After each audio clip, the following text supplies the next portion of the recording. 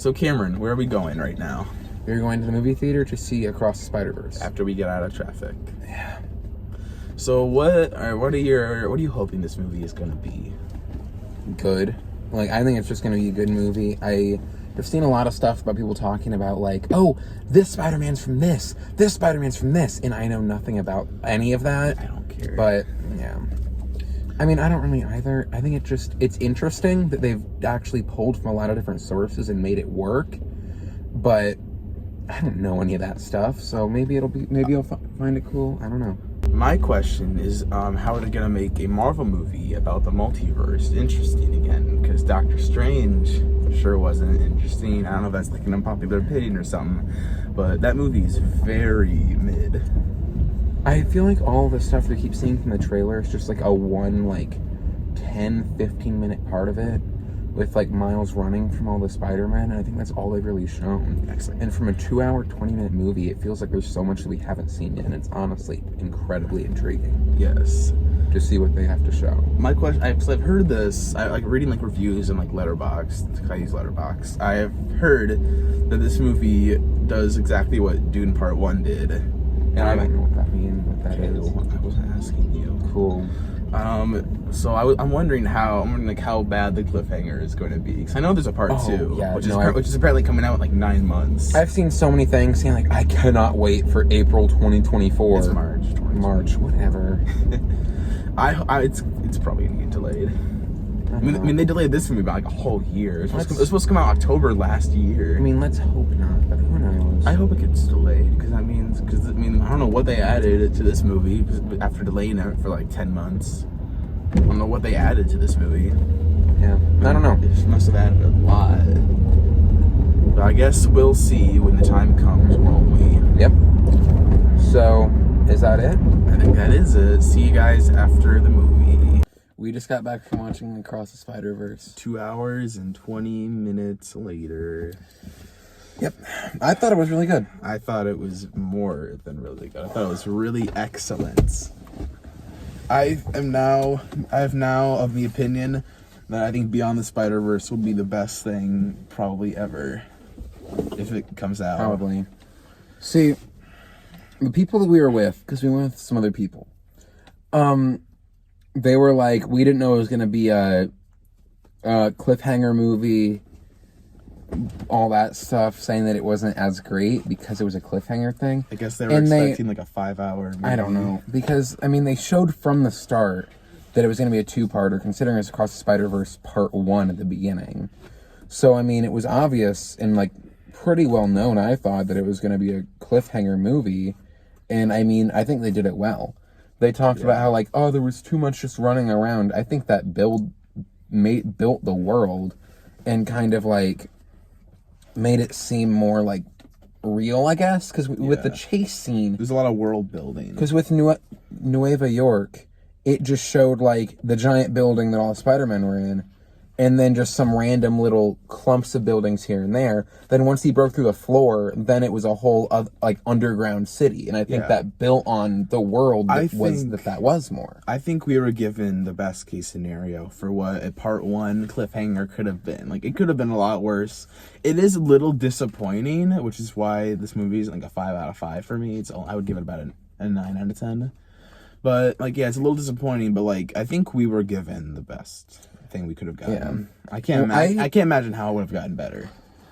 I feel like I caught on kind of quickly to, like, a lot of the not spoilers. Also, this will have spoilers probably. Yeah, but I feel like I caught on kind of quickly to a lot of the, like, surprise things they did. Like, this is spoilers, of course, but, like, Miles in the wrong dimension. As soon as they scanned the DNA, with how much of a big focus they had on the you're not from here, like, you're not in the right place, your DNA is not in the right place, that spider was from a different place, it shouldn't have bit you, that stuff. I knew when he got scanned, like, oh, they're going to send him to the original universe. I didn't think about that. And, like, that right now, I didn't think about that. I was confused. I was a little confused why they sent him there. But you're just saying that just made it all click. I mean, part of me, like, when they started showing, like, Gwen on the side of his room, made me think like, oh, maybe they're not. Maybe they aren't gonna do that. And then they did. And I thought it was really cool. Like I'm assuming you did too. When the Prowler showed up, I was like, is the dad dead? Like, because the fact that that Uncle Aaron is alive in that dimension. And also, I've seen some stuff that that I don't know if I mentioned to you before. But that final shot of the spot mimics the spray paint outline Miles did of himself in the first movie. Where did you hear? Oh, I didn't. Oh. He literally did the same pose. I didn't think about that. Yeah. I will also, the biggest thing about this movie that we have not mentioned at all yet are the visuals. I was gonna say that I liked the Spot's backstory with the bagel. Yeah, that too. You threw a bagel at me. I'm gonna look up that clip just to see if those guys even like look similar at all. But so yeah, the biggest thing that we have not mentioned at all yet are the visuals. Oh yeah, that was another clip. That was another nod to me that he was in the wrong universe because it was too green. Too green. The scenery was like really green and all that, and it was a lot of the same stuff when he was shown like jumping around and all that, except for when stuff just started like collapsing in on itself. Yeah. When he was web slinging around, but I think you could tell with the visuals because the visuals are great. I thought Spider-Gwen's visuals were iffy at the beginning because I was just kind of like, this is a little odd. Yeah. It seemed like more liquidy. Yeah. In the one scene near the end where Gwen's talking to her dad, like every cut is like a different color scheme completely. That was not different crazy. Color scheme completely. Like the colors change for like every cut. Yeah, and I think that was kind of how they did it on purpose. The one part that I thought was a little odd was when it went all white. Yeah. When they hugged. But that again, I think they did that on purpose. They did that on purpose. To show like, I guess could be considered the chaos of it all. With her arguing with her dad, and then when they hug, it shows like the calm, and that's why it was all white. Yeah, I want to know how they made this movie. Oh, I don't really and what I want to know is how they're gonna make another one in like 9 months. Exactly. Well, they've probably been working on it. Oh, for sure. Let's be honest. They're not doing the whole movie in 9 months. I know. But like, yeah, I want to know how they did Spider-Punk. Oh my gosh! Crazy. Yeah, Also, one thing that I literally started laughing a lot. The only thing about Spider-Punk I want to know is what he said. I couldn't understand anything he was saying. One thing that, like, I don't even know if you heard too this. British. That I thought was hilarious, and I couldn't stop laughing when it was said, was that when it showed the Spot infecting that one world. Yeah. And it was like, what is that? He said it's, I think he said, like, it's a representation of capitalism. Exactly. I thought that was really funny. And, like, he seemed really rebellious, and that was neat. I kind of got annoyed when they started, like, talking about him for, like, I got annoyed with Spider-Gwen when she was just, like, betraying Miles and just kind of being mean to him and stuff. I got annoyed. I wish Peter B. Parker was...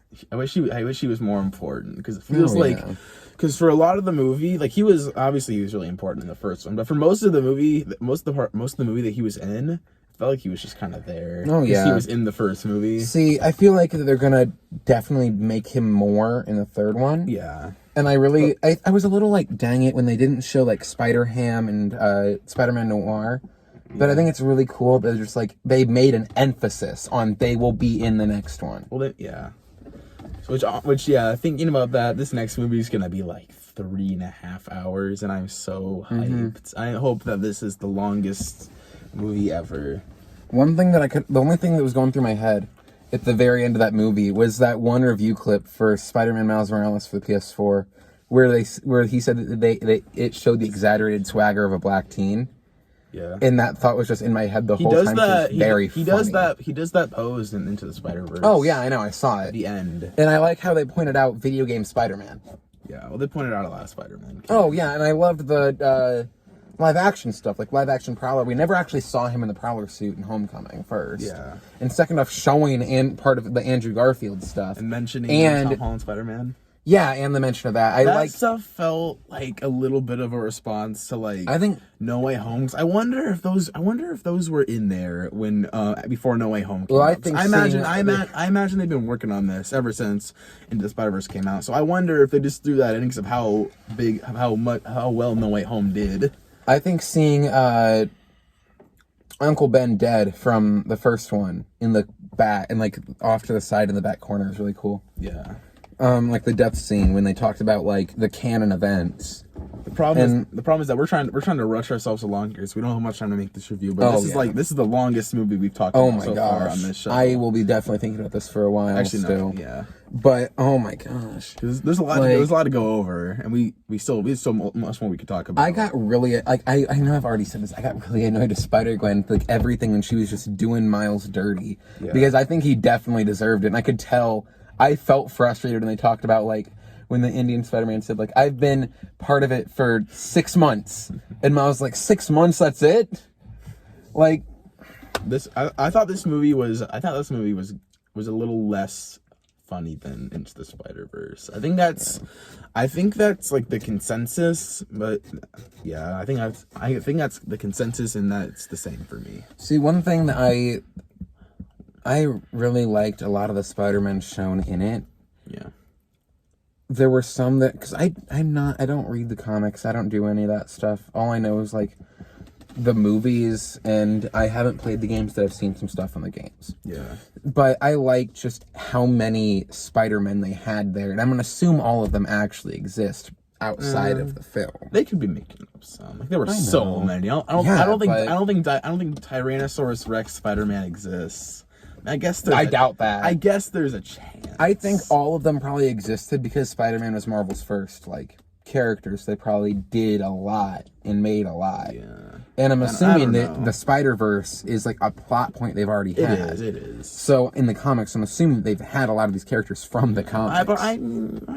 There's a chance there are like just some. There are also probably a lot of the same. I liked the fact I doubt every Spider-Man in there was its own like model. I like the fact that a 14-year-old animated the Lego part. Yeah.